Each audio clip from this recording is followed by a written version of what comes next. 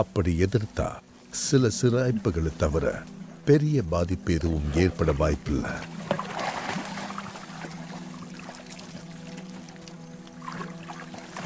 ஆனா எவ்வளவு நேரத்துக்கு தான் அதாலையும் தாக்கு பிடிக்க முடியும்?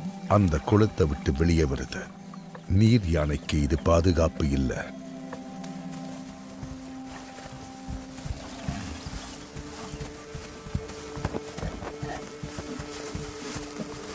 வேகமா பக்கத்தில் இருக்கிற புதர்களை நோக்கி அந்த நீர் யானை ஓடுது.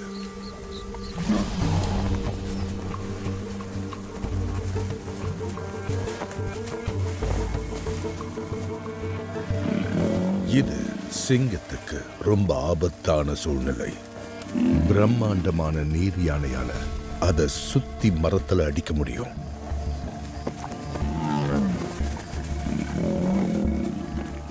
ஆனா ஆல்படானால இப்ப விட முடியாது.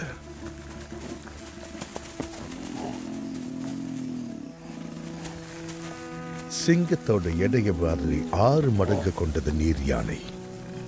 ஆனா ஆல்படான் அதோட பின்பகுதியை கெட்டியா பிடிச்சு அதை கீழே சாய்க்குது.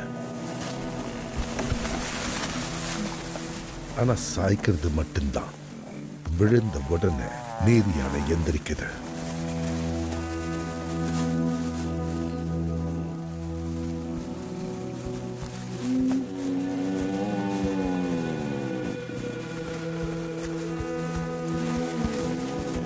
இளம் சிங்கங்களை கட்டுப்படுத்த முடியாத தாய் சிங்கங்கள் பாதி மனசோட போராட்டத்தில் இணையுதுங்க.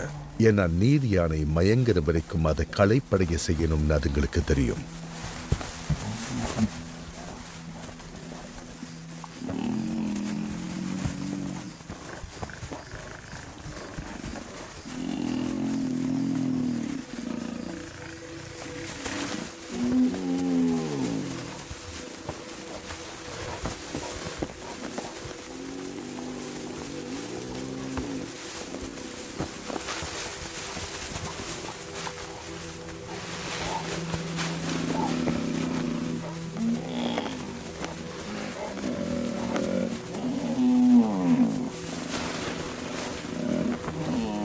அடுத்த 1 மணி நேரம் எப்படி கழியுது. நீர் யானையுடைய உடல் அனலா கொதிக்குது. பெரிய விலங்குகள் தங்கள் தசைகள்ல உருவாகிற அதிகமான வெப்பத்தை வெளியேற்ற கஷ்டப்படும்.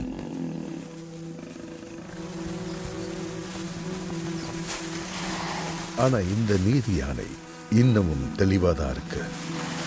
தன்னோட உடலை குளிர வைக்க அது குட்டைக்கு குட்டை தாவி போய் தன்னை காப்பாத்திக்க முயற்சி செய்யுது. பல மணி நேர போராட்டத்துக்கு அப்புறம் சிங்கங்கள் சோர்வடைஞ்சு பெரிய பெரிய இடைவெளி எடுத்துக்க ஆரம்பிக்குதுங்க. ஆனா பல சிங்கங்கள் இருக்கிறதால ஆள் மாத்தி ஓய்வெடுத்து நீர் யானையை களைப்படைய வைக்கலாம். யார் முதல்ல சோர்ந்து போறது?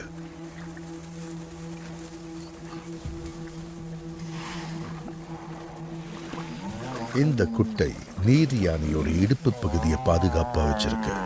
அதோட சிங்கங்கள் முள்ளோடு இருக்கிற புதர்கள்ல கவனமா இருக்கணும். பிடிவாத குணம் கொண்ட பெண் சிங்கங்கள் கூட மெதுவா சோர்வடையுது.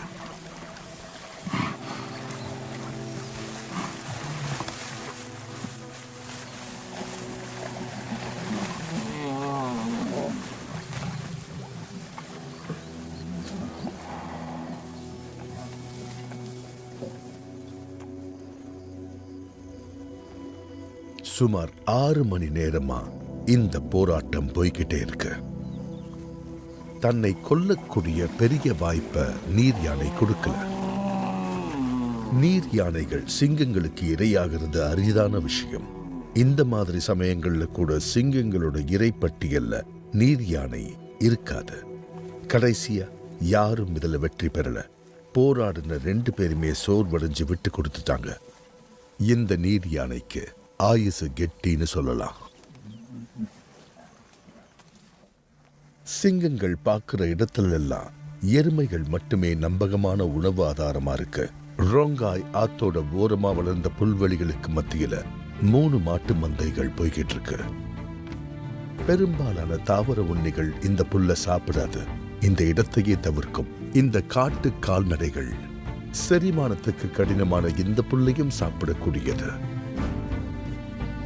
இந்த கூட்டத்துல சுமார் 800 மாடுகள் இருக்கலாம். ஏகப்பட்ட இறைச்சி. ஆனா சவால் என்னன்னா, மற்ற மந்தை விலங்குகளை விட மாடுகளை வேட்டையாடுறது கடினம். அதுக்கு காரணம் அதுங்களோட உடல் அமைப்பு மட்டும் இல்ல, அதுங்களோட சமூக அமைப்பும் ஒரு காரணம் தான். வெளியிருந்து வந்து இணைஞ்ச ஆண் காட்டெருமைகளோட மந்தையில ஏற்கனவே இருக்கிற பெண் காட்டெருமைகள் இணக்கமா இருக்கும். அதனால இந்த காட்டெருமை கூட்டங்கிறது தனித்தனி விலங்குகளோட அமைப்பு இல்ல, இது ஒரு சமூகம். பெற்றோர்கள், அத்தைகள், உறவினர்கள், குட்டிகள் இருக்கிற ஒரு குடும்பம். ஒவ்வொரு மந்தையா மாறி ஒற்றுமை காட்டாத மரிமான்களை மாதிரி இல்லாம இந்த காட்டெருமைகள் ஒண்ணுக்கொன்னு ஆதரவா இருக்கும்.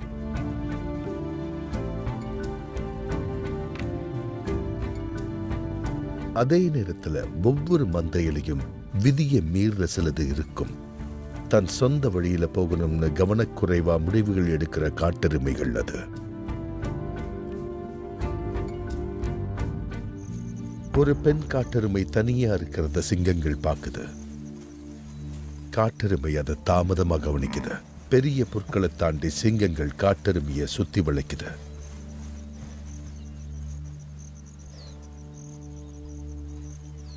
எருமை கொம்பால குத்தி கிழிக்க முடியாதபடி சிங்கங்கள் செயல்படுது. பின்பக்கமா இருந்து அதை தாக்குதுங்க.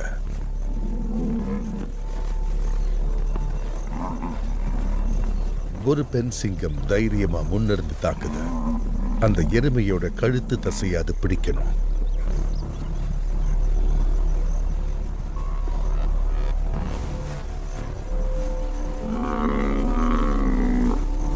தாய் சிங்கங்கள் ஆபத்தை எதிர்கொள்ளட்டும்னு இளம் சிங்கங்கள் வேடிக்கை பார்க்குது.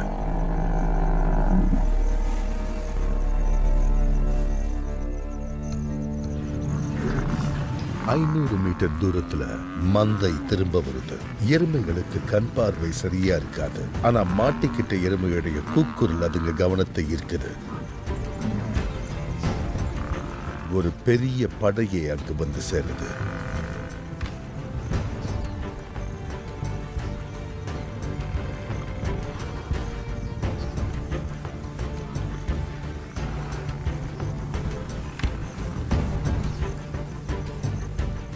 ஆக்ரோஷமான காட்டெருமைகளை எதிர்க்கிறது பெரிய ஆபத்தில் முடியும்.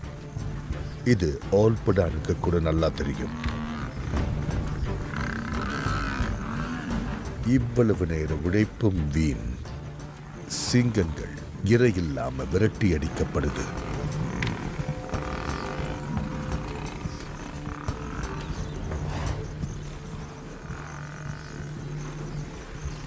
இன்னொரு வாய்ப்பு கிடைக்குங்கிற நம்பிக்கையோட மந்தை அதுங்க பின்தொடர்ந்தே போகணும்.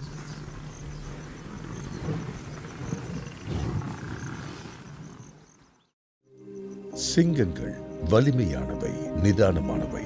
அதனால பெரிய இறை விலங்குகள் மேல அதுங்க கவனம் செலுத்தியாகணும். இந்த காட்டெருமைகள் வலிமையானதுனாலும் இதுங்களோட ஒற்றுமை ரொம்ப முக்கியம். ஆக இந்த இரண்டு இனங்களுக்கும் இடையில ஒருவித சமநிலை உருவாகி இருக்கு. இந்த ஏரியல் வியூ காட்சிகள் நட்பான எருமைகள் வந்து ஒன்னா சேர்றதையும் நெருங்கிய உறவுகள் ஒரு குடும்பம் போல இருக்கிறதையும் காட்டுது.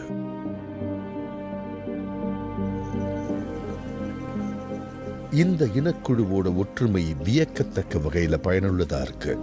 கண் குருடாகி நோய்வாய்ப்பட்ட எருமையை கூட அதோட உறுப்பினர்கள் பத்திரமா பாதுகாக்குதுங்க. இதுங்க ஒரு சமூகமா இருக்கிறதால உயிர் பிழைச்சி வாழுதுன்னு சொல்லலாம்.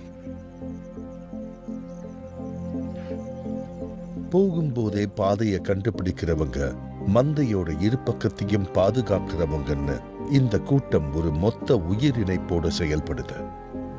அதோட இதுல தடம் மாறி போறதும் இருக்கு. இந்த வயதான ஆண் காட்டெருமை போல இது பலவீனமா இருக்கு. இதுக்கு நிறைய ஓய்வு தேவைப்படுது.